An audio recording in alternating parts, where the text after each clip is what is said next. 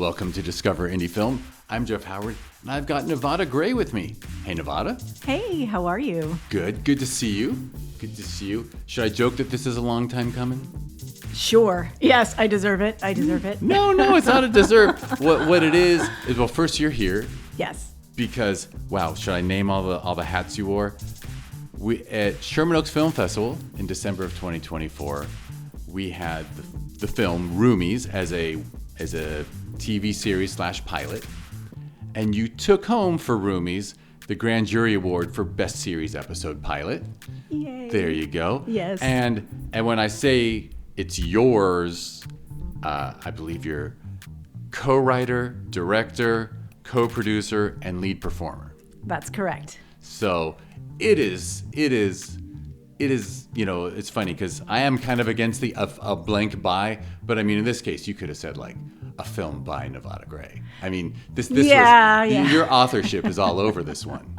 It is. It was a wonderful experience. Well, I actually started working on it with Lisa Altman, with the understanding. Right, who's your co-writer? I didn't mention any of the co-creator, exactly, yeah. Yes, she's a co-creator. We started brainstorming an idea together in like 2022. And I wasn't really interested in doing something with her. I was sort of coaching her until I couldn't figure out it. She had an idea for a pilot, but it wasn't working, and it really didn't have a clear concept with a character with a goal. It was just about a woman who moved to Los Angeles and had crazy experiences. And I'm like, that's not really a story. That's the old-fashioned halfway to the idea. Yes. And so through our brainstorming, I thought to myself, well, she has to have a reason. She has to have a goal. She has to have an obstacle, all of these things. And I thought, okay, what if she's got a kid? And she's got a kid in college, and her husband is cheating on her, and he took all of her money. We don't know why. We find out later why. And she's forced to move in with her college freshman son and his roommates, much to their horror. And it's really funny. And this is based on part of it is me being a single mom, my kids going off to college, and really struggling with that, and wanting to let them go versus wanting to also be in their lives, but not be annoying. And sometimes I realized I was being annoying and then trying to pull back. And so you have this push and pull, this struggle, right? To try to let go. And so I sort of amped up that scenario with she's landing right in the middle of her son's, journey into the world. And so they're both actually learning together who they are and where their place is in the world. And so when I thought of that hook, I was like, oh, wait a second. This is really fun. This is a really excellent idea. And so I said, okay, I will work on this with you if I can star in it. Because I had been shelving my acting career because I was a single mom, which is why I was writing. We'll get to that later. And so just recently, in the last 4 years or so, I've been focusing on acting. So this gave me a great opportunity. And so that's how that happened. That's how I started wearing so many hats. Which is natural. And I'm going to jump in and mention, I just want to throw in some praise, which is like, that's why our jury responded to it so well and why you won that Grand Jury Award and whatnot, because not only do you nail it, like ROOMIES nails it, and I mean, I say it a lot on the podcast, but we've got a college freshman right now. like we literally are like so happy for her that she's off on her own and doing things, and then also like going through everything you mentioned. So ROOMIES manages to be elevated and hilarious while also having such a core of authenticity that it really works. And I might bitch on behalf of everyone in our age range that people like us rarely get represented on screen, right? Right. Like, just it's very rare for a college age parent of a college age kid to be portrayed that way. Right. And I love it. I love it. And you can totally tell your character's being annoyed by everyone else in her life. Yes. And then as soon as she's in a room with that kid, Yeah. you become the annoying one. That's right. That's right. And she tries so hard not to. So hard. She's like the helicopter mom fighting against it, but she just can't help it. And so that's where a lot of the comedy comes from. Yeah. You know, and so it's thank you for saying that too, by the way. That means a lot. And so because I had this vision, because I wrote it a certain way, I felt I needed to direct it as well. Because of the comedy, the specific type of comedy. I wanted to be grounded, but I also like a little bit of sort of slapsticky. It's not really slapsticky, but it's kind of, it can get broad. It's broad, but also it has a point of view. And I would imagine if you had searched for someone else to direct it, you would have gone through months of talking and interviews to find someone who also got it. Just got it. Because you need someone who gets it. Right. And what's interesting is that we had the best crew, the best cast. I couldn't have asked for a better team. We were so lucky. So everybody read the script, of course, but it wasn't until we were on set and it was actually being done that people are like, "Oh, I get it now. This is amazing. This is so." And I realized because I've been writing, I've written probably 12, 13 features, 5 or 6 pilots, a bunch of shorts, a couple web series, and thinking that people are understanding exactly what it is that I'm trying to write. I mean, they understand it on a certain level, right? But they're looking at it through their own lens, through their own experiences. So they're seeing it different in a way that I can't see how they're seeing it until, I've had a couple of other screenplays produced, and I was like, that's not actually how I saw it. Because that's not even close to that is the screenwriter's burden, is that it ends up being someone else's vision. Somebody else's vision, and I'm like, you're missing the whole thing. Yeah. So the wonderful story is when a writer goes, that director and producer elevated it. And I'm so happy with their point of view. But sometimes that other person's point of view, I curse more than I should on the podcast. They shit all over it by accident. Yes, by accident. Unintentionally. Right. They just shit on it. Right.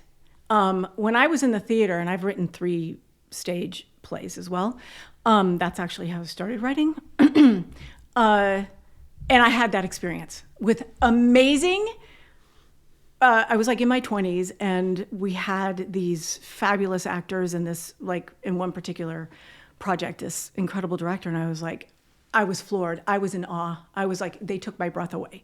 So yes, I have definitely had that experience. It goes both ways, but especially, when you're shooting something that you wrote.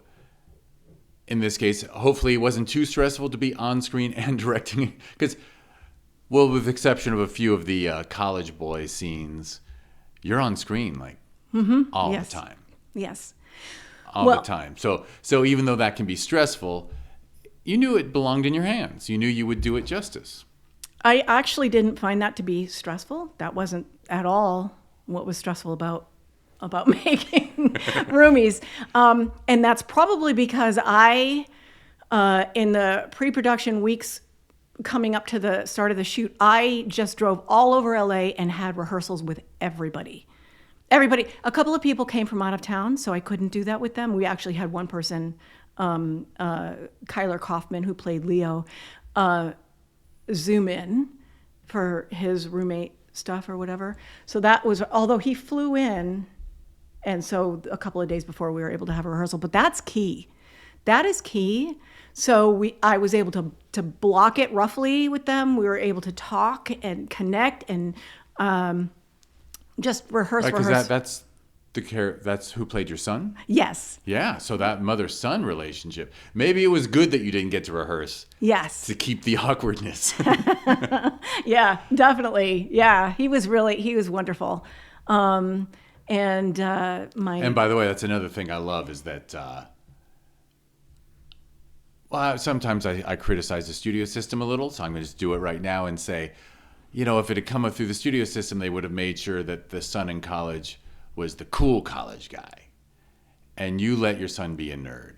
Right. Which, we exist. Nerds have rights too. Yes. We got one movie in the 80s that we can't watch anymore because they got so much wrong. But you know what I mean? Right, exactly. It's a very refreshing college freshman character as well. Oh, thank you. Right? Yes.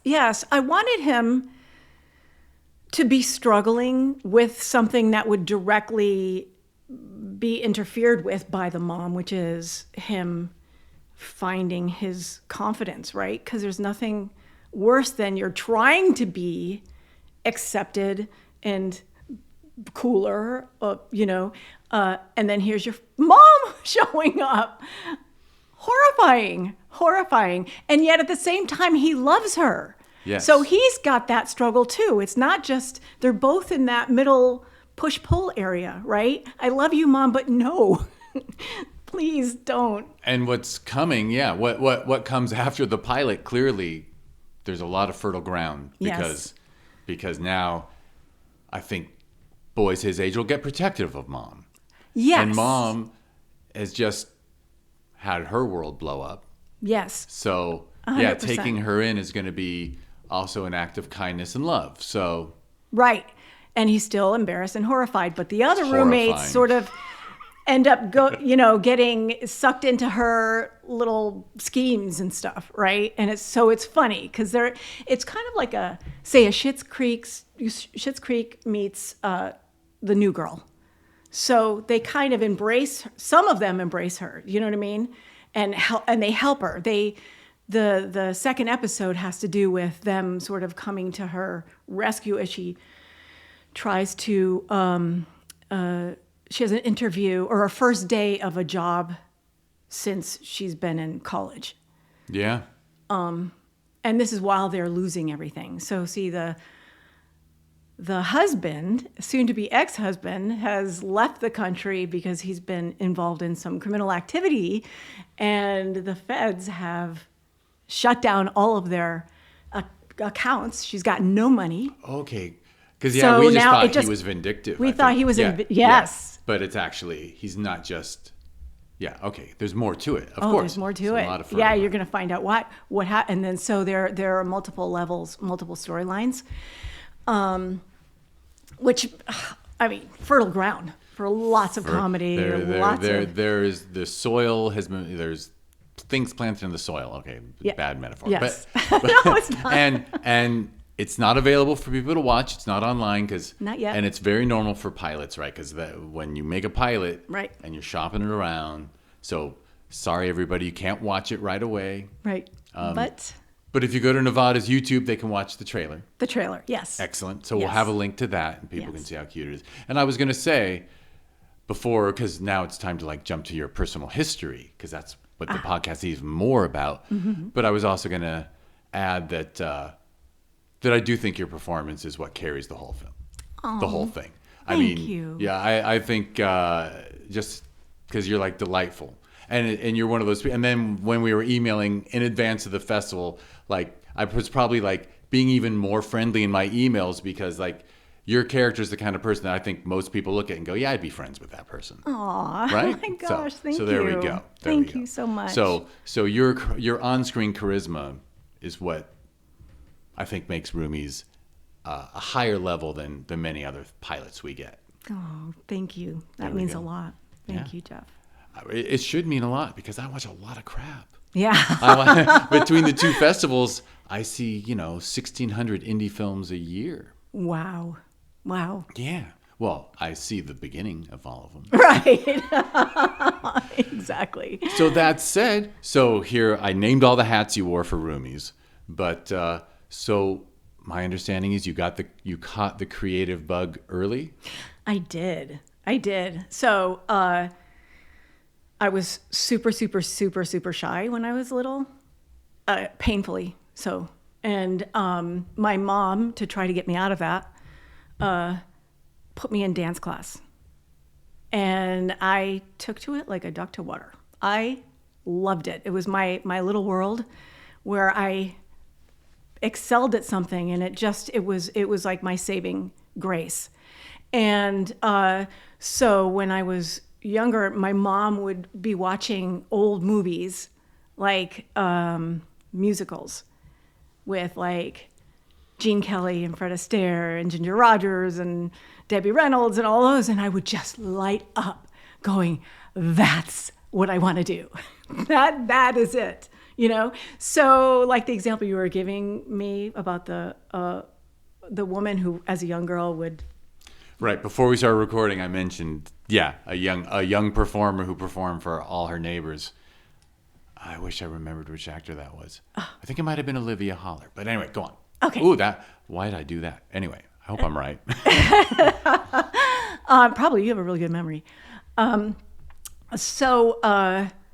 Wait, I didn't ask, but what part of the country did you grow up in? Oh, I grew up in Connecticut. Connecticut. Yes. There we go. So old school New England. Yes. So dance class makes more sense than acting class, right? Because when you're growing up in Connecticut, wasn't the even whole a Hollywood thing is like, possibility. it's like a million miles away. I just wanted to somehow give people the feeling that I was getting. The joy that I got is what I wanted to give. That's it in the simplest form. Yeah.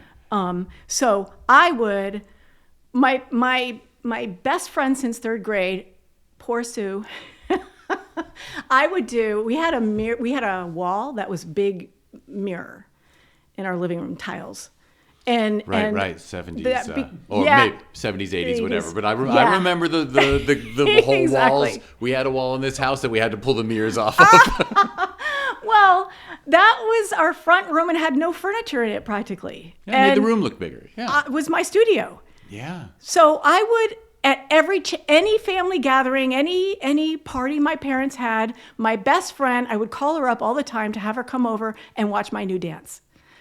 I would choreograph all the time. And just, that's how I just found joy in it for no reason. Like I just wanted to do it and just wanted to perform. Yeah, well, dance is a wonderful art form. Yes. Anyway, and it is performance and discipline. Yeah, yes. And I mean, to this day, it still has such a positive impact on everything that I do. Creatively, my timing, right? My sense of structure, form.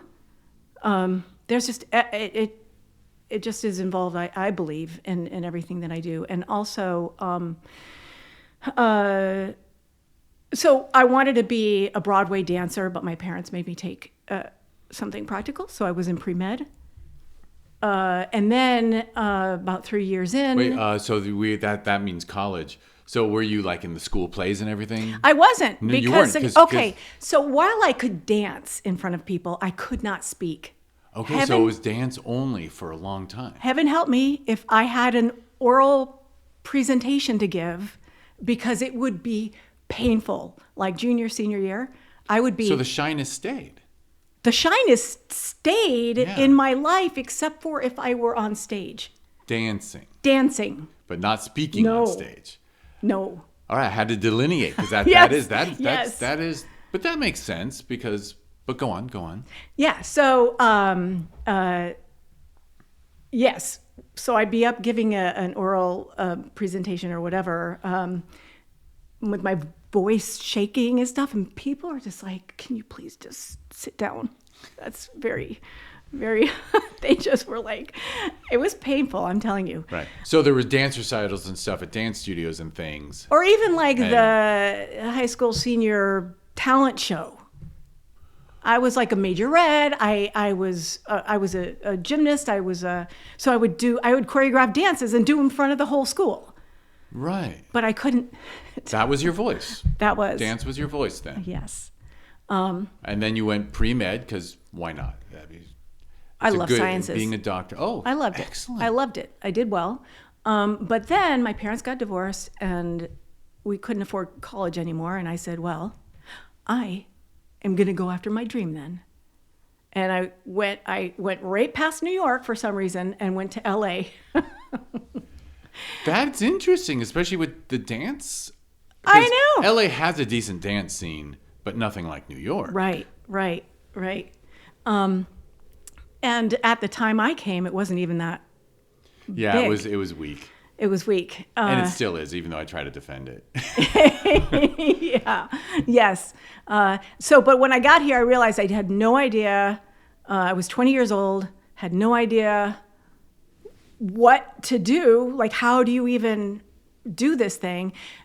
It took me a year to get back into school. I went. They did not. Cal State did not want to accept my. The credits you'd already done. Organic chemistry credits. Heaven help me. Oh, I had worked so hard. That's the make or break class. That's the make or break. And I already aced it. And they didn't want to accept it. And I said, all right, well then fine. And I marched my way for some reason to the theater department and I signed up as a theater major. And I had to go for 4 more years. Start all over again. Wow, And so you land in LA and then eventually, and then because of college here, didn't want to recognize OChem. no, they're like, oh, Arizona, because I went to Arizona State. Got it.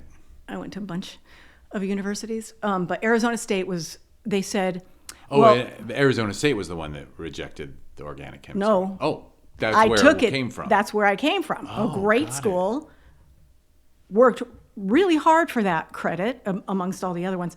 But they said, well, we have a professor who has a more quantitative approach to organic chemistry, and you've taken one that's more qualitative, so we're not going to accept it, and you're going to have to take it over again. And I said, no. Wow, so that saved you from being pre-med. Yes. Talk about a pivotal moment. I know. It wasn't even I just went, no. I walked over to the theater department. Walked over there, and I said, with dance in mind, or at that point acting. I don't. And to me, interestingly, if I studied, I would do well on the test. It wasn't hard for me, pre-med.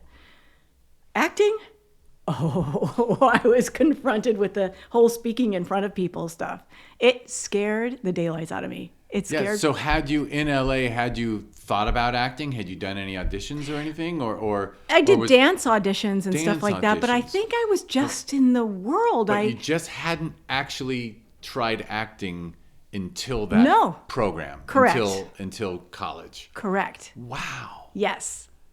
And then that's pretty amazing. Yeah, yes. So I'm 21, starting all over again. Which how young does that sound? But yeah, I get it. When you're 21 and 21 is the old person at college. I felt like I was very old. But you had to be popular because you could buy for everyone. Alcohol. Oh, that's true. Just saying, in the drama department, everyone under 21 was probably like, oh, I'm glad there's a 21-year-old so freshman. Funny. There's another script, but go on. That's right. Interesting. But I loved it, and I started getting cast in as the lead in things, and I just took off until I met my husband, who was in the program, in the same theater arts program. I fell in love. Got married my senior year and also pregnant.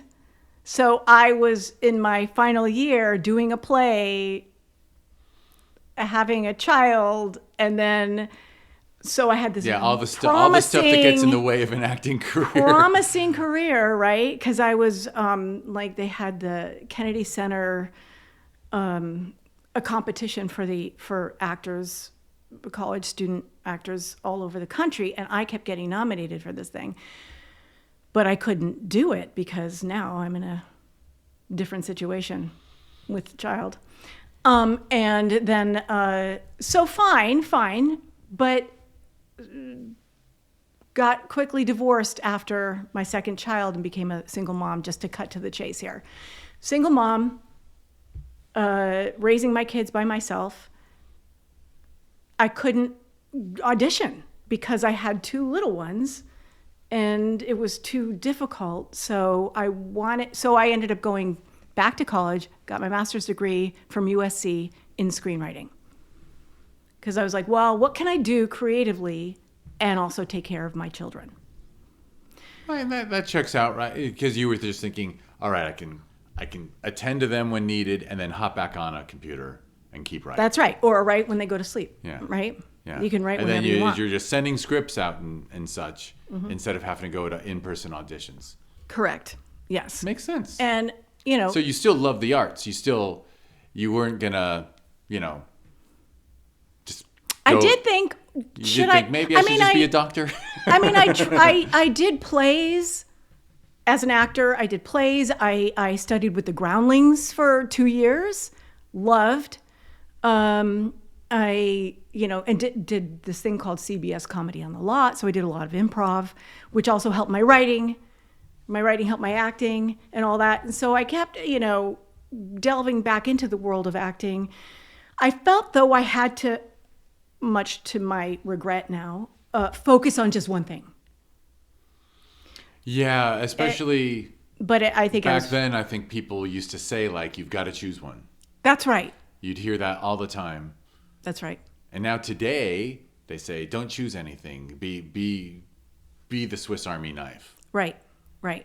But I recall very clearly back then, they even discouraged people from wanting to be a writer and director. Yes, yes. Yeah. They meaning the powers that be. Yes, my screenplay, MacArthur Park, that I wrote while at USC, got a lot of attention. It was optioned like 4 times. And I was on the phone. I got a call from HBO head of VP of independent films. And she was lovely and said, so, hey, loved your screenplay. Are you interested in directing? And I was like, no, I just want to be a writer. And she's like, okay, well, it's wonderful talking to you. Right, because at the indie level, they could sell the writer-director thing. It's why I'm tempted to name all the mediocre dudes who were writer-directors in the 90s. Who got famous because everyone went, oh, that's the auteur. Indie level, we want an auteur. Right. Studio level, we want a famous director and like 7 names for written by. Right, right. So, what do I know? I was so young. I just learned a lot. I didn't have a mentor. I was feeling my way through it, making all the mistakes that you make. I just kept writing and I kept getting all these things optioned and I kept getting so close. And then things would happen like a writer's strike. And then all the deals I had, there they went, or I would have something produced and, it was fine, but I just wasn't fulfilled. And I thought to myself, I just love performing. Just go for it. Why would I stop that joy, that spark that's been in me since I was born, since as long as I could remember? Yeah, and that you only took a break from because life stepped in. Correct. And so as soon as I started doing that, all my life So you jumped back on stage or? I jumped back into class. I started auditioning. I was booking. And did like in a year and a half, 2 years, like 35 projects. Of various levels. Do you think your acting was even better at that point because you'd had some real life experience? We're going up against people, other actors your own age who hadn't done the life stuff? I think that, and also because I'm a writer, I look at scripts differently. I look at them very differently than when I was just acting and breaking down a script sort of from the outside, rather than... Now I look at it as a director as well. Like I just see it in like a 360 degree view that I think helps a lot. I think you're totally right. And I'm just going to have to mention, I saw an interview with Jack Nicholson once where he actually claimed he considers himself more a writer than an actor. Right. And that it's actually his writing abilities why he's like, I'm not that good my writing makes me a good actor. Wow. Yes. Yeah, that perspective. Yes. Yeah. Yeah. And in his case, they let him rewrite all his dialogue. But I'm sure Wow. you weren't allowed to do that right away, for sure. But No, but you know what? You know what? So some of the earlier projects that I would do, I mean, I would take anything. I would take non-union student films, whatever, right? So I would try, coming from a theater background, the words are king, right? The playwright is everything, and you were not to change one word, of an Isbin play or whatever. So I deferred to that, even if it sounded, even if I knew they were sort of new writers or they were just trying, and I was like, this is just not natural, but I'm going to try to make it work. Well, terrible dialogue is not going to work no matter how you slice it. It just is not. And I'd be like, oh, I think I made that work. And then I would see it and I'm like, I did not make that work at all. So I don't do that anymore. I either change it or I'm not going to do it. I ask.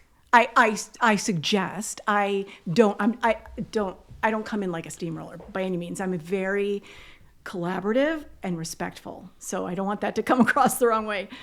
But well, and unless it's like the Coen brothers, who Oh, I yes. believe every word has to be done perfectly, unless you are that well established and known, any good director and or writer they know that even if you change a couple words in your audition, that's a good thing. right. Because you can always make it better in the moment. Right. And Aaron Sorkin, of course. And they know that there's, or I just read somewhere, I'm not sure if it was Aaron who said that or somebody said that it's which I believe because it's in my writing as well, which is the rhythm of it. And if you don't say something right, it throws the rhythm off, which I totally understand. Yeah, because he wants all his characters to sound the same in every film. Sorry. That was just me being hilarious. petty. Me being petty. I like him, but I do feel like the voice is the same. Oh, interesting. I haven't listened for that. But saying somebody who is a pro, saying their dialogue is different than somebody who's new, who doesn't understand. Yeah, and you're bringing something to the table as an actor when you look. But I was just trying to imply that a truly good director says to their actors, if you have to change a word to make it more natural, do it, because then we've got a better performance on camera. Agreed. And a story. Like, if they're like, wait a minute, you were supposed to say sexy instead of feminine. I was actually on a set once where an actor wanted to change the word feminine to sexy because it fit better in his mouth. And everyone agreed to it except one person on the set demanded, no, it has to be feminine. And he had a hard time getting the word out. So that joke never lived. No, wow. They killed a joke. Wow. By demanding the word feminine be said. I go for what's funny. Yeah. I go for what works. We had a bunch for Roomies. We had a bunch of people wearing a lot of hats in different roles than they would have been in for the project, and it was wonderful. And so some people would jump in and offer suggestions, and I was like all for it. My first AD, Dave Casper, who is just wonderful. He's done over 200 films. He's really professional. He's like, why are you listening to everyone? You're not supposed to be doing. And I'm like, it doesn't matter. A good idea is a good idea. I don't care. And you had your groundlings training, and you had other things, and yeah, you were. By the way, was it always comedy focused? Has comedy always been your jam? I have also very, very strong drama. That's what I thought. And my next I have two projects coming up. One is a drama and one is a dark comedy thriller. Is that Axeman? It's Axeman. You threw Axeman in. I saw that the Axeman in my calendar reservation for today. It's not a reservation, appointment, whatever you want to call it. Yes. Yes. You mentioned Axeman, which is now called the Trunk Situation. Trog? Trunk. Oh, the trunk situation. Yes. That's better. It's better, isn't it? That's a better title. Thank you.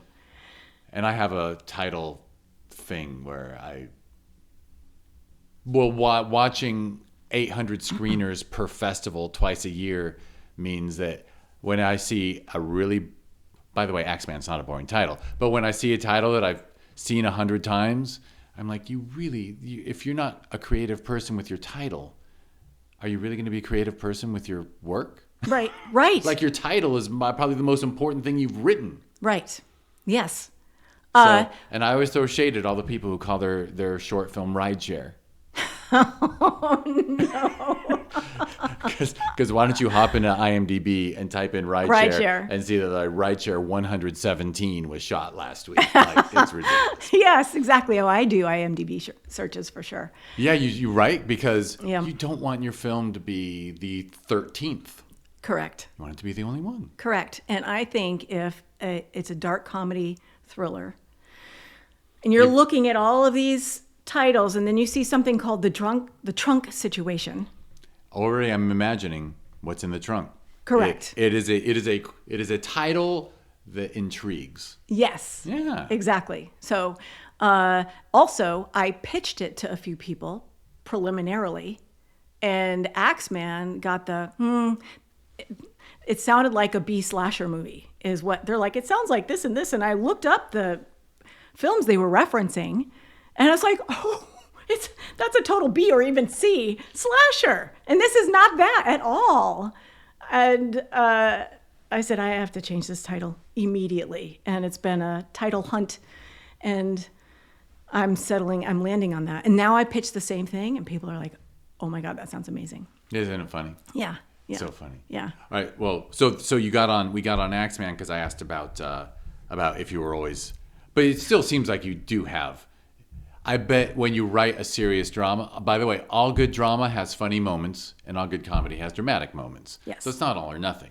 But I would assume when you write a drama, there's still funny moments. Most of the time, I have a full-length script that I wrote. It's my one of my best ones. The trunk situation is excellent as well, I want to say. That's one I'm very proud of. That it's hard to compare them because they are different genres, but The Oceans Between Us is hard. It's a family drama, and it's very moving, and it's pretty serious. It's got some light moments, but it doesn't have the dark comedy kind of bent to it. And I'm doing a short of that script, a short version of that. Right, like a proof of concept kind of idea, or yeah, short film, proof of concept. But I think it's a good standalone. Also, shooting that in June, while we're getting the trunk situation on its feet. Interesting. All right, so to go backwards a little, so it sounds like you were jumping back into the acting world and doing wonderfully with it, with life experience and writing experience. So you were a person who was acting and doing well with it, and you had a stack of screenplays. Correct. Which is always a good thing. Yes. In fact, I would always joke with friends. I'm like, make sure you go into that meeting and don't mention the good one until the 4th or 5th, because they want to say no 3 times. Aha. And then the 4th one, say your good idea, and they'll be like, okay, I think that way. But go on. So what went on with you? Like, was there a transition moment where? Well, I guess I should ask when you decided to direct. Or was that Roomies? So I started first of all, I did on stage a while directing. ago. So that's how I got my foundation. Then in around 2008, I was so sick of not seeing all of these scripts were being optioned by some big producers. And then one thing would happen or another or whatever. It's just, it was very, very difficult to keep going because it's not like a novel where you have some reward that people are reading it, you know. It's the opposite. It's the opposite. It's this void. You've done all this creative work and nobody gets to see it. It's blueprints to a house, and if you never build the house, what do you have? Nothing. Yeah. And when you get right, remember how exciting it was to be optioned? Yes. And then when you reach the point where you're like, it's got optioned. Yeah, right. And you know that, like, you know, especially back in the day, like there were more studios and each one, you know, grabbed 500 scripts a year or something. Well, they were like legit. Yeah. Like I had one that went to Selma Hayek. Her right-hand man loved it. He couldn't get her to read it because she was doing this other project, and that was like a thing. And then John Leguizamo was going to direct it, but then he disappeared. When the contracts were going there, he disappears off to Mexico to do another project. And I'm like, because my manager's like, I don't know where he is. And I'm like, how do you sent him the contract? I mean, weird things like that. Or another script went to like Matthew McConaughey, who his manager loved this one particular script. It was an action buddy comedy. He didn't want to do comedies anymore. That was when he was making that transition where he's like, I'm not doing that anymore, and I'm going to say no to everything. And I'm like, no. So that's what I mean. Weird things were happening. So it wasn't like so the universe wasn't saying you suck. You shouldn't do this. No, the universe was saying you're great. You keep going. But some people, it's funny. I even had a friend in the 90s who was like super happy selling scripts that never got made. She and her husband, they were happy with that. Wow. But most people wouldn't be. Right. Yeah. So you really you were tired of that treadmill. Yes, I wanted to see something concrete from what I wrote. So at the time, my kids were watching this new weird thing called YouTube. And they're watching these web series. And I'm like, what's a web series? And so there's like 5 of them. Like, no, it barely existed, right? And I was like, oh, wait a minute. I think I'm going to create a web series. So I got, and what do I have? I have my home. I'll buy a camera. I know how to direct. But this is how I started directing for film. So I got books. Like this was I don't even know how to work a camera, and I don't even know how once you shoot on a camera, how you get that to your computer. But you had been acting in front of a camera and with a crew. Yeah. So you were. So I knew that. You had a nice foundation on that. Right. But this was a long time ago. But yeah, so this was obviously if it was nascent YouTube. And so I thought, oh, I can have my kids in it. And what if it's a mom who thinks she's a great parent, but she's not. So because my kids also loved The Office, and I thought, oh, what if you have a mockumentary about the family life, a mom of biracial kids, which mine are, and so she just thinks she's this open mom who can just. By the way, that idea did work. It did work a year and a half ago. That's called Modern Family. A year and a half after I did that. Yeah. Like Sony's watching me. Like I upload it to YouTube, which would take 48 hours to upload a freaking 4-minute. And then you would see it, and it's all blurry. And you have to try to compress it again. And you're Googling, I can't even tell you. And I edited it. I went through all of these stacks. I'm showing you like an 8-inch stack of Final Cut Pro manuscript, like operating. Manuals. With 50 million little tabs to try to go, and I would be like, well, okay, you have to render it. What does rendering mean? What does that mean? I'm talking, I went from that, I must have put in like 500 hours of just editing. It also shows you had the, I was going to say, a studious background. Yes. You have intellectual curiosity. You clearly love learning. Yes, I do. So you didn't look at you didn't look at Final Cut Pro and go, I'll just find an editor. You looked at it and said, I can learn it. Right. And you did. Right. I didn't know any editors anyways. I didn't even know. And I couldn't spend the money. They're not allowed in the sun, right? They're like trolls.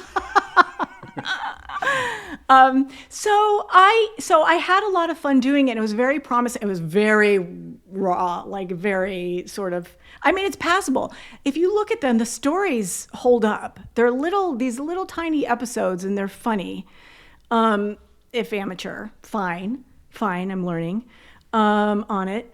But I go, Sony just started Sony Crackle at the same time I started mine, right? And literally, like I said, now there's about 8. There's hardly anybody. I would send the link to people and they're like, what is this? What are you doing? I was a little ahead of the curve, unfortunately. So Sony and I were YouTube friends or followers. And they're being like, oh, we really love this. We can't wait to see what you do with that and all this stuff. But I didn't have a manager at the time. I didn't know how to get it out there. I didn't know how to, I did like 10 episodes. And in about like, say 8 months. And yeah, a year and a half later, after the writer's strike, which killed all of these projects that I had going, and then the downturn of the economy, and then to add insult to injury, I turn on the TV and I see Modern Family, and I'm like, oh no. Well, there goes that idea. So that was just a bummer. It's just what happens, parallel development. People, of course, somebody's going to think of that idea because it's kind of obvious, right? So you just keep going. You just keep going. Put your head down, write another project. So my life sort of went through a bunch of changes at that time. And then it took me a while to get back into it. And probably around the pandemic or just before the pandemic, I just went full tilt into everything. And just before it. Just before the pandemic. Yeah. Another interruption. And then another interruption. That was followed by another strike. But I know. But this time I said no. I am not letting my old thought patterns, anything that I'm not going to let that get me down. I'm not going to let anything else blame, or I'm not going to blame my lack of or success on anything else outside of me. I am going to persevere, and I'm going to change my beliefs and my perspectives to empower me, to empower my career. And so miracle upon miracles, all of these things happened that actually helped me as a result of these strikes. For example, my husband, Andy, was going sailing with this guy all the time. And he's like, and Andy was not, he was in sales, IT, like business enterprise. Right. You married someone not in the business, which is always wise. Yes. So he doesn't know at that time anything about anything. And he's like, well, he does camera stuff. And maybe because I didn't know how to crew up Roomies. I could do all the creative stuff. I knew how to, direct, cast, all that stuff, but I needed a crew. And he goes, he asked him, he's like, you think you could, we were dating at the time. My girlfriend has this script and we're going to do this pilot. Would you be interested? I would never ask him. I would never be so bold because he's like, we can't really pay you much. And he goes, sure, I'll take a look at it. Honestly, every creative needs a partner who's good at sales. Oh, it's a game changer. Because it's rarely, no one has both skill sets. Right, really. Right. My whole life, I've watched lesser talented creatives who have the sales gene succeed. Yes. A little bit, and then the super talented creative without the sales gene, like just spin wheels. Yeah, that's a very nice pairing. It is a godsend. He is bold, where I still have that part of, as I say, I've seen him in action at a festival mixer. So he asks him, and I'm like, well, who is he? What's his name? I have to look up. Because not only did he ask him, he said, well, because I said, we need somebody, a cinematographer who knows comedy. So he goes, okay, but that's great if you can do it. We'll send you the script, but do you know comedy? And he just looked at him.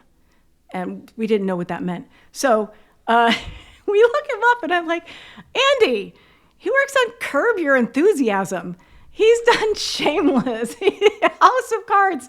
Oh my God. He wasn't doing anything because of the strike. Yeah. So guess who else wasn't doing anything? Everybody wasn't doing anything. Panavision wasn't doing anything. So guess how much our equipment cost? Just the checkout fee. Yeah.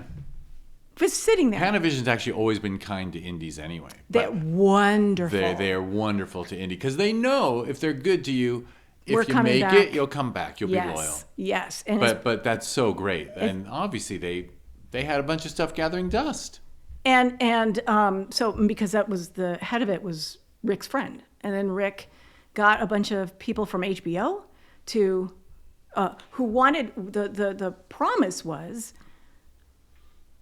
be promoted into the next level. So whatever you were yeah, so that they get the benefit of learning, of the credit of, and we paid him a little bit. Second AD on Curb becomes first AD on Roomies. Everyone gets a bump up. Correct. And you're getting amazing people. That's right. And so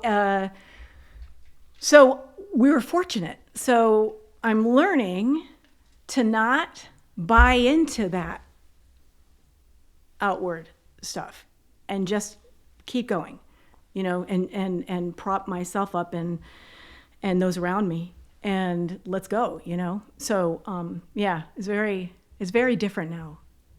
It was. So you shot it during COVID or during the strike? During the strike, right? Just after COVID. The writer's strike. It was during the writer's strike before the actor's strike because we wouldn't have been able to shoot for that. So we were so some people are like, oh, you need more time. And I'm like, we don't have more time because there's going to be an actor's strike. Right, the actors are going to So the writing was already done. So we didn't have to worry about that part.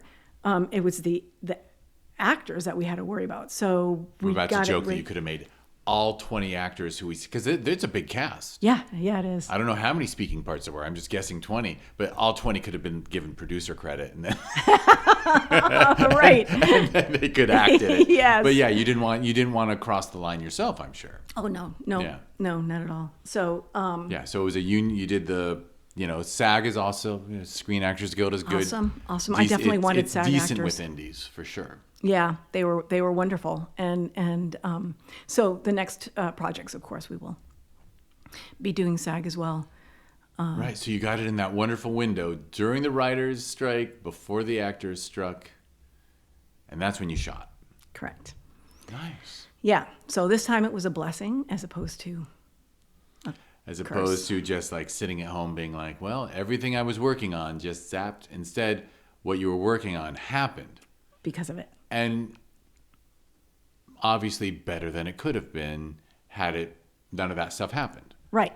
Because then you would have, not that you wouldn't have been able to find quality crew at the indie level, but there's nothing like getting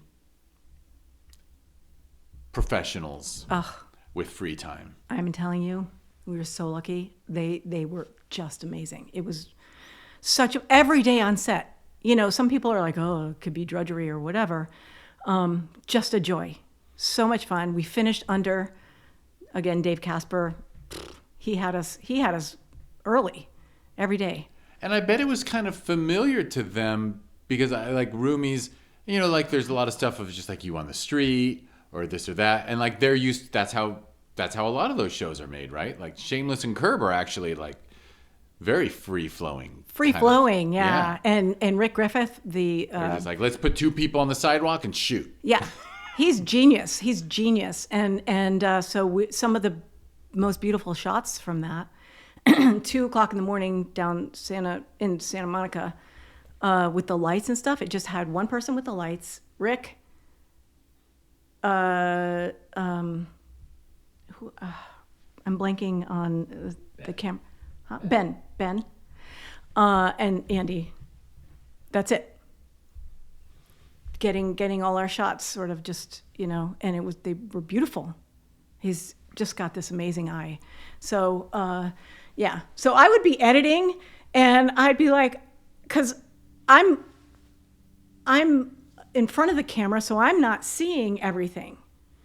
And we had to move. So I couldn't. Yeah. You're not going to sit down and look at a video village screen and be like, replays. I'm going to watch everything we just did. No, you're moving along. I'm moving along, right? I'm just checking to make sure. You don't get to see because you got amazing production values. Right. You didn't find out how great it looked till you sat down and to really appreciate all the shots going, whoa, look at what he did there.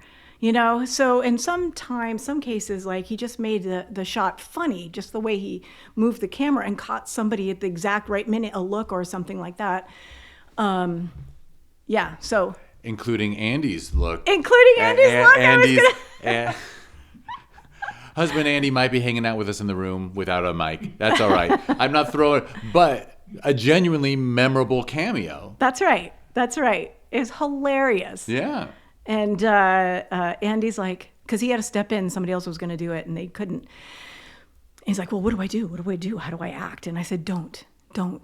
Just pretend you're checking into a hotel. And you'd written such a funny line for the hotel kid. Yes. Yes. Someone who doesn't understand how. No. Oh, no. That was improv? Improv'd that. Oh, nice. So I didn't know, after I leave that scene, and I'm trying to get out the door, I don't know what they're doing. I can't hear them. So again, it's not until days into the editing, because I'm doing it sort of in order or whatever, which was so much fun because it was like opening presents every day because I got to see it. And I saw that scene and I laughed so hard. Yeah, because right, the bell or whatever, the person behind the desk clerk throws in a great improv, and then Andy, who happens to be your guy, does an equally, because it's so funny because he's not trying to be. That's right. Yeah, just a natural comment. Absolutely. Don't know how to use doors either. Don't have to worry about spoilers because yeah, exactly. Yeah. So it was not a critical plot point I just shared. Yeah, no. So it's one of my favorite moments, and he wasn't mic'd because I didn't know he was gonna riff. So I'm editing and I'm like, I can't hear this line. Andy, could you just into my phone? I was like, can you say that line? And yeah, little ADR. Yeah. We aired ADR'd on the spot there, and it got in there. So. Yeah, it was really fun. So, and did you edit, or did you work with an editor, or was it all you? I edited it. All you? Mm-hmm. Another hat that I didn't even know about. Yeah. So we were going to have somebody edit it, but it was going to be a fortune. And we had already spent a lot of money. And you'd read your manuals, you knew what to do. I had, right? So I could do, but I had to take another deep dive. I was like, oh. Yeah, because a lot changes. A lot changed. And also, but we spoke to this TV director, and he said, Nevada, because I said, well, I just had misgivings, right? And I just wasn't sure. And he said, no, you can do it. You could do it. Just do it. And, he's done a lot. And so for him to encourage me like that, it sealed the deal. And I said, all right, it took me 3 months, though. 3 months. Yeah, but it's close to 30 minutes, right? Yeah. I don't think that's an absurd amount of time. Really? Yeah. That's a lot. As somebody who knew their way around an editing bay, if I were sitting with them, they could do it. Let me put it this way. If it were a 90-minute feature and if it was a 9-month edit, like no one would blink, right? Mm-hmm. So it's a 30-minute. It's 1/3 the length. 3 months, not bad. Yeah. Especially if picture was locked at that point. I don't know if after 3 months, then you had like a bunch. Like, were you showing it to people as you went? And then I did feedback? Before I did. Oh, sure. I get feedback on everything. Yeah, so I'm just saying at 3 months, you were like done. No. Okay. A little bit longer than that. I mean, with the edit or a post? Color. Oh, yeah, but that doesn't count. And sound. Color and sound. But I just mean picture lock was yeah. locked. Yeah. Yes. Yeah, you got it done in 3 months. Yes. I'm going to disagree that was slow. Oh, thank you. Fair enough. Okay. And you can say, by the way, he was wrong about that. No problem. No, that's great. I don't mind at all. I just felt that was very slow. But it's going to take what it's going to take, Yeah. And I wanted it done as well, and then I learned a lot. I'd be like, okay, well, next time I direct something, I'm not doing that again. Or watch out for this, or make sure you get extra coverage for that, because now you have nothing to cut away to, and you have to make that scene a little too long. You know what I mean? And I know a lot of people already knew that lesson, but I had to be reminded. Look, there's a reason why even the greats in air quotes, release a director's cut. Everyone's learning all the time. Right. There's no such thing as perfection anyway. So. Right. That's very true. Yeah. Very true. All right, so after you lock the picture, then after you finish the edit, the rest of the post stuff, sound, color, blah blah blah, and then did you know you wanted to hit the festival circuit with it, or were you just? Yes, 100%, 100%. That was before we even shot. I knew I wanted to do that because how else would we get any? Like, I don't have TV connections, right? Very few. So now what I was reading was festivals were just opening up to pilots, because people are like, don't do a pilot because nobody has pilots. What are you going to do with that? You can't sell it as a standalone. Right. Yeah, which is, I'm thinking to myself, yeah, we created the pilot or series episode category after a couple years of people emailing us and saying, do you take them? We're like, sure, but just enter it as a comedy short if it's comedy, enter it as drama short if it's drama pilot. Like we just consider them short films essentially. And then we realized if we want people to submit them, we should create a category for them. Right, right. And I wish I had known. I would have submitted it to more festivals if I could have just done it as a short. I just felt like mine was so obviously a pilot because it ends on a cliffhanger. So, however, it did really well. But it was a 3-act story. Yes, it was. Yes, it was. Yeah. With a cliffhanger at the end. But it was, for sure. Yeah, structurally sound that way. Knowing what I know now, I would have submitted it as a short to more places. To more places. Yeah. I mostly did just pilot. Yeah, it makes sense. You hop on Film Frame and you type TV pilot or whatever, and then it brings up the 1,400. I don't know how many. There's 14,000 festivals listed on there, so I don't even know how many take a pilot. But not as many. I'm sure more now, but it was just sort of starting. Yeah. People were that year. I don't know. Was that your first year or second year? I would have to. I don't even know if I can find out. I guess I could type in TV pilot in the Sherman Oaks Film Festival website and see what the oldest entry is. Hey, that would work. And then I could find out when we did it. But yeah, I mean, we've just continually added things that, I wanted to add art house experimental because I love artsy-fartsy stuff. And then we actually added a dance category. Nice. Because I didn't mention when you're talking about dance, I'm a huge fan of dance. Aww. It was actually on, and we had a couple dance films submitted as art house experimental. And one of those people invited me to be a juror on a dance film festival in the UK. Oh, wow. And then I was like, these dance films are so amazing. I want to watch more. The only way we can watch more is if we have a dance category. Wow. I haven't seen any. Yeah, we don't get that many because people. There's some dance only festivals that get all the good ones. Are they? What's the style? Like, is it a story through dance? Very rarely. It's often a creative dance performance with a theme done artfully for the camera. That's what it is most of the time. Some of them are amazing. Yeah. In fact, I was super selfish one year and showed this Polish dance film that I'd seen at the UK Dance Film Festival. And I'm like, they've never shown it outside of Europe. So they didn't, we never give waivers, but I'm like, whatever, I asked them, can I just put your film in, I forget which festival it was, whether it was Filmvasion LA or Sherman Oaks Film Festival, but we just added it to a block. And then I just said to the crowd after, by the way, you're the only people in America to ever see that film. Oh, nice. Because I'm just a selfish person. It was actually, I'll tell you, I shouldn't waste any more of your time. We can get back to you. And then after we finish recording, I'll tell you how it was shot, because it was shot from the ceiling. It was beautiful. Amazing. Yeah. I feel like I might have seen it. Really? I wonder if... Were all the performers laying on a wooden floor surrounded by leaves and flowers, and as they danced, they moved that stuff, but the camera was above. So it was like the dance floor was a canvas, and they were painting it with their dance. It was gorgeous. Wow. From the Polish... Maybe I didn't see that one. It was either the Polish dance company or it was the official, I think, it might have even been, no, it wasn't ballet. But it was I was It makes you really jealous, right? If you love dance, if you like dance performance, you're like, okay, so in Europe, the government funds it. Everything's just like all this amazing art happening in Europe and in the States. Like,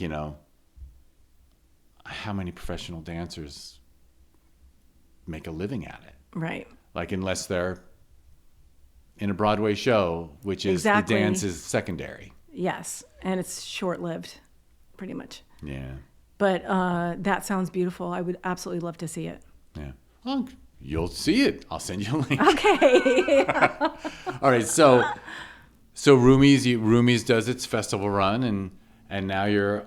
And it did really well, and won a bunch of awards. It was nominated, for 14 of them, and so it was really, really rewarding. And so now I'm setting my sights on, so that we can get the trunk situation done. I am doing one more strong piece because that's going to take a lot of money to do. Right, that's a feature. That's a bigger budget feature concept. Right. And you don't want to compromise it, so you're going to do a short for it, or a separate short. A separate short. Separate short. Just going to the filmmaking gym. Filmmaking gym. It's a beautiful story that it's been sitting on my shelf forever.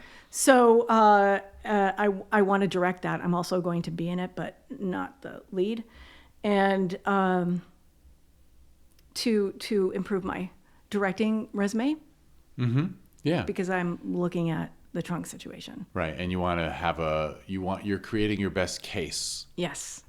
Because you're also thinking like an attorney now, and you're preparing your brief Absolutely. so you can present your case. That's right. Yeah. That's right. So. And you must have this a pile of scripts in your virtual closet. I do. And they're all, people always refer to screenplays as children, right? Like it's, yes. Being a screenwriter, I believe the famous quote is murdering your children, because you give birth to it and then you have to rewrite it and change it. And it's mostly rewriting. A lot of them hold up well, except for technology. Yeah. So how do you choose the next one to do? Do they like call out to you from in the back of your mind, like, hey, shoot me? Well, these two, first of all, I think that the trunk situation is extremely marketable, and I think a lot of people, I would want to see it. We go through all the we've seen a lot of good movies and great TV shows, and then, I don't know, I feel like then we run into ones that don't hold our attention so much. Right? That we don't. So what is something that I would really love to see? Like that I would, that's a lot of fun. So I like movies that are a lot of fun, that make me laugh, that make me think, sort of mystery, suspense, thriller, laugh, and then movies that move me and touch my heart and my soul. So those are the two projects that I'm doing right now. And then other ones. So Andy helps me stay on track, because in doing some research, then I'll run across I was like, oh, I wrote this pilot, and I'm like, oh my God, this is amazing. I love this story. This is fun. It made me laugh. Needs a little rewrite. But 30 pages. It totally do, but he said, no, what are you doing? Just focus. So that's for later. So I do have to really focus. So it really is like having a producer under the same roof, so that you can bounce ideas. Yes. So after Roomies, because Andy jumped in and saved us all by filling in all the gaps and doing all the businessy stuff that I don't have an affinity for. Or I didn't have time. I simply didn't have time, because I was wearing so many hats, and we're like running it's a locomotive, right? In the 2 weeks prior to shooting. And he's working full time, but he's doing all of this, getting insurance and renting stuff and permits and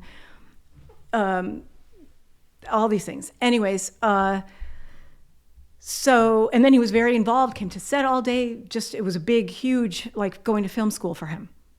Learning so much. Having fun with it. Having a blast. And plus he has really good taste. So I would look to him because I didn't have playback all the time. I would look to him and go, did we get it? Do you think we got it? Because he's honest with me. He doesn't. He'll go, what did you do? That wasn't, no, I didn't, you didn't do anything. I'm like, what do you mean? What do you mean? I don't want to go over the top. He's like, yeah, but I can't. So funny. And I would always get mad. I get mad because he helps me with my self-tapes. He'll be the other reader oftentimes. Or my daughter will.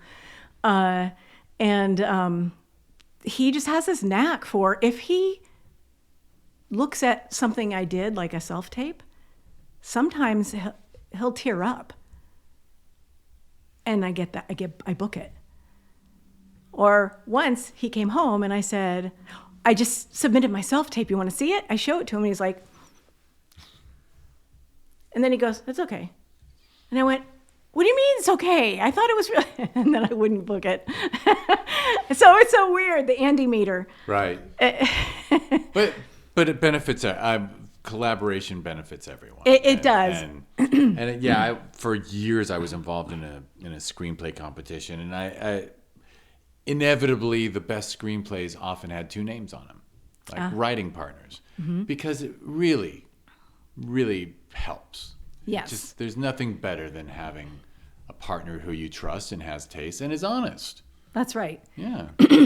And for screenwriting and for like roomies or anything I do, I always ask my trusted people. And I say, don't tell me it's good just to tell me it's good. And you can always tell when you're talking to them because they'll be like, yeah, it's good. And I was like, oh no, right? As opposed to, oh my God, I loved it. I couldn't put it down, da da da da da. Now, if you have some issues with it, let's talk about those. But that energy, you can't fake that energy. You can't. So that's what I aspire to when I do my work. And so I always know, or it's been the case, of course, when you write the first draft, it's just going to suck. It just is. And then it just starts getting better and better and better. And you just wait until you're getting that kind of excited feedback. Those, I won't call them writers, the people who try to write a perfect first draft never write anything. Mm-mm. You can't. You have to barf out something. You just have to get it out. That's right. And then you can start changing it or just write something else entirely. But yeah, being precious about the first draft is the key to doing nothing. So they can work at Starbucks. Yes. So Michael Haig, I don't know if you know Michael Haig. He's a very good friend of mine. I used to work for him. He's a world-renowned script consultant and story expert. And his mantra he learned from his father-in-law, Arthur, a screenwriter back in the day, don't get it right, get it written. So I'm hemming and hawing. I'm sitting there at my desk. I write out longhand, my first, and then I put it in. You're looking at me. I'm inspired. No. My nephew, who's in medical school, like there's research now that people who write by longhand write better. Oh, interesting. It's that the actual act of typing in a computer might be one of the reasons why stories are less good now. It short circuits something in my brain. Yeah. So when I write, if you look at my pads, it's like this, then an arrow goes down here and in the corner, and then I start writing on this, and then I go this way, and then you can't do that on a computer. I go in all of these different tangents, and then I go to the next page, but then I think, because if I try to do it linearly, I get stuck. So I go, well, what do I know about this scene? Maybe, okay, so how does this character enter the scene? Maybe that'll, or whatever, but there's something I know about it, and when I start there, then suddenly it's like this part of my brain opens up, starts lighting up, and then I go back to this, or it just starts flowing. There's literally research now. There's medical research that writing by hand on paper lights up parts of your brain that don't light up otherwise. Really? Yeah. So Amazing. you stick to it. Yeah. Don't let anybody tell you, you'd save a lot of time if you just sat down at your laptop. Not to be a jerk, but people on their laptops at Starbucks aren't going to, whatever. No, I'm sure there's lots of successful people who start with the keyboard. It's just, I'm fascinated by this. In fact, maybe one of these days I'll start. I got a pen and a pad now. Very nice. And the goal is to just write something every day on the exercise bike, because I got to get the exercise bike into my life and the writing by hand. I think that's wonderful. To hold off dementia. Anyway, so. But, well, also, that's proven to help. So somebody also said to me one time in college, they start writing their papers because you just, even if it's a pad, you're staring at this blank space and you're like hemming and hawing or whatever. Literally write down the words, I don't know what I'm going to write. But if I knew what I was going to write, maybe I would write something like da-da-da-da-da-da-da-da. I have no idea. And then, bizarrely, you start to write. And then give yourself permission to know that it's not going to be good, because you can't capture what that brilliance in your brain. You know it's brilliant, but then you go and it comes out like in bits and pieces and spurts and like a kind of a mess, and not at all the brilliance that you feel like it was in your head. It just doesn't. And it just is like, it's so bad. But again, that quote was absolutely, I forget the quote though. Don't get it right, get it written. Exactly. You're getting it written. Don't get it right, get it written. And then you have something to work with. Yes. Yeah. Yes. And just keep going. My mentor at USC, Steve Mazur, who did Liar, Liar, and a bunch of other stuff, he was amazing.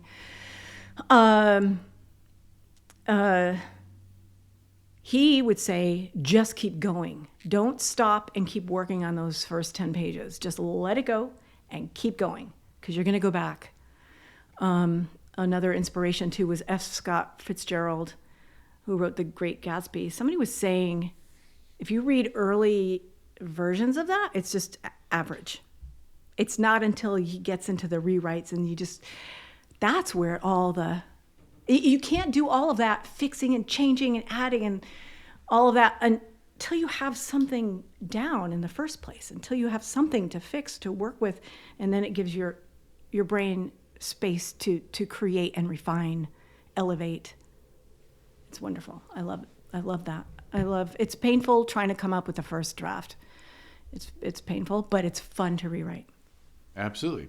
And I'll try to get back on track. So you have chosen the next thing you're going to direct that you wrote, and you and your production partner have agreed upon this project that Yes. this script deserves to get thrown on screen next. Yes. And that you're doing in just a few months. Yes. Excellent. Everything's lined up. It's for sure. I can tell by your smile. It's happening. It's happening. It's happening. Now we have to get all the pieces together. Right. So. But you've done it before. I've done it before. Yeah. I'm excited. I'm very excited about it. It's super, super low shoestring budget, but it's fine because it's very few locations, very few characters. It's doable. Excellent. Yeah. And then you'll have that in hand, and then it's the trunk situation. That's right. There you go. Excellent. Yes. So cool. Yes. So cool. Thank you. And is this, oh no, you've used the term self-tape, so I know you're still doing the pure acting thing too. Yes, 100%. And I'm sure your acting is made better by these things. 100%. So that's the other reason I'm doing it is that, like you said, to bring it around to the beginning, there aren't that many roles written for people in our age range that are sort of meaty, well-rounded, thought out, or whatever, without it already being sort of taken by this group of actors that are constantly working, right? Because they get all those parts, and they deservedly so. So there's not that much my resume can't stand up to their resume yet. So I interestingly, when I started writing, my first 3 pieces were for the theater, and they were for me to be in. So I can create my own stuff because I'm a strong writer. You know what I mean? So I'm going to use that. I'm going to use that to propel my acting career. Excellent. I'm just curious, before we wrap it up, any temptation to do stage still? Or all this is just, you would have to clone yourself and have like double the amount of hours per day. So the first thing that was ever produced, I love the theater. I love the stage. That's my first love. And I did tons of plays in college and after college before I stopped. I belonged to the Road Theater Company, which is an amazing, back in the day. But when my first play was produced, it was called Lawrence and Marguerite. I'm laughing because it's about ghosts who get stuck and they're now in the modern era, which is now, there's a TV show. From, the England one, and then they have the American version, yeah. Well, I had mine way back in the day. It was a full-length play, and it was so much fun. It was very well received. And I was like, you can't make money in theater unless you're already famous or on Broadway or... Oh, yeah, no, I was like, I need to pivot to film. So to me, it would be like a luxury. Very much so. Yeah. Very much so. Yeah, I love it. I support it. I go to see all my friends who are doing plays. I used to have a subscription to the Mark Taper Forum. Us too. Yeah. And then they shut it down. But I heard it reopened. Yeah, I think it did. It did, but finally reopened. But right. Yeah, we even got refunded for the last 2 shows that didn't happen. So I love. I used to take my kids there all the time. I've been so that's an interesting that you asked me that, because I would love to. I just don't have time. I get it. And I love stage. I always have the New Year's resolution of seeing 5 live plays in the year. I've seen 2 so far this year, but that's because people who work for the festival have been in them and sent an invite. But I have a rule: if you invite me to a play, I'm going. Oh, nice. I think one of them might have. You said The Road? The Road Theater Company. Is that based in NoHo? Yes. One of them was there. Yeah, I was when it was on the Lancashire. Now it's on Magnolia. And now it's on Magnolia. Yeah. Underneath the senior living thing. Yes. Which is genius because then those people come fill seats. That's so funny. I saw a devastatingly good play there. Oh, Taylor Gilbert is the artistic director. She's wonderful. Yeah. And I just know all these actors who... incredible. Yeah. Yeah. It rang a bell. There. I was like, I think it's there. Yeah, I was there for the first time in January. Oh, Go wow. figure. Wow. Yeah. So that's a great place. It is. And life in stage is wonderful. So you can just be a fan of it while you focus on the camera. That's right. Excellent. All right. Well, we'll have all the links in the show notes for everyone to click to follow you. In fact, you're going to kick ass because, we're going to have your Instagram and Facebook and IMDb and YouTube. All clickable links. Nice. I love the clickable links thing. It makes me sound like a real podcaster. Yes. And I'll thank you for being here. And thank you. This has been wonderful. Thank you. And I'll thank you everyone for listening. If you want to learn more about this podcast, go to discoverindiefilm.com. On social media, it's always at DIFWins. I always add that I've quit social media now for like 1.5 years. I'm so... Really? It's made my life a little better. Wow. Yeah. Wow. I used to tell people, like, I quit it just because I needed to. And I had no agenda. And like day 5 or 6, I noticed a book that had been on my nightstand for like 2 years. Mm-hmm. I've read a bunch of books now. So. Oh, I do. I miss that. I miss. Yeah, but by the way, I read like 3 books right away, like last year, and I haven't read for a while. I found other ways to get busy. It sucks. That's so funny. It sucks. But anyway, so discoverindiefilm.com, and on social media, so it's at DIFWins. And if you go to discoverindiefilm.org, that is the nonprofit that runs 2 film festivals in the LA area. Both are ranked in the top 100 best reviewed list worldwide out of 14,000 festivals. Amazing. Yeah, we've got 2 of the top 100 best reviewed. Wow. Well, you were at our festival. I mean, I loved your festival. we, and you were there in our 9th year. Last year was our 10th anniversary. So we added the unofficial motto of our festivals to our t-shirts, which is the festival that gives a shit. Oh! But the I in shit is an exclamation point. So it's not quite lewd. But, Right. But I don't That's think anyone's ever awesome. read it as. Well, someone who attended an alumni once said to me, like, "You're the festival that gives a shit." And like, That's right. I keep telling people. I kept quoting it, and I was like, let's just put it on the shirt. That's right. Good for you. We're not putting it on the trophies, but but the people who liked That's it, hilarious. It should be an option, right? Yes. But anyway. Yes. So just go to discoverindiefilm.org to learn about Sherman Oaks Film Festival or Film Invasion Los Angeles. Sherman Oaks Film Festival is, of course, where we showed Roomies.